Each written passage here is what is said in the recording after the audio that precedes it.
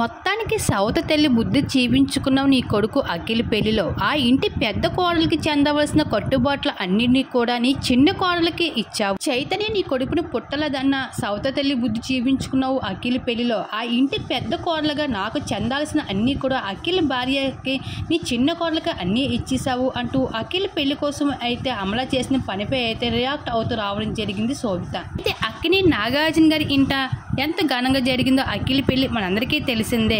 అఖిల్ కంటే 9 ఏళ్ళు పెద్దయిన అమ్మాయిని అఖిల్ అయితే పెళ్లి చేసుకోవడం జరిగింది. అయితే తను వేసుకున్న బట్టలు, తను ధరించిన నగలు వాటన్నిటినీ నెటిజన్స్ ఫోకస్ చేస్తూనే ఉన్నారు. ఇకపోతే తను వాటన్నిటినీ స్వయాన అఖిల్ అమలయ్యే కానుకగా అందించడం జరిగింది.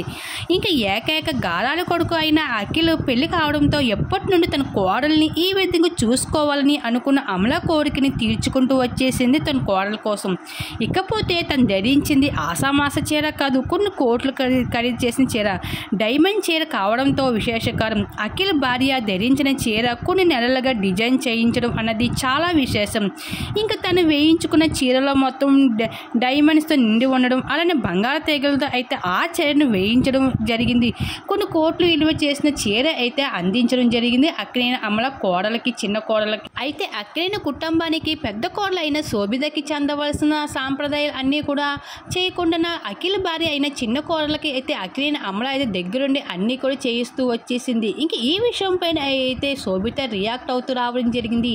ఆ ఇంటికి నాగ చైతన్య పెద్ద కొడుకు, అంటే పెద్ద కోడలు నేను, నాకు చెందాల్సిన పనులు అన్నీ నీ చిన్న కోడలు అఖిల్ భార్యకి చేసావు, ఇది ఎక్కడ న్యాయం?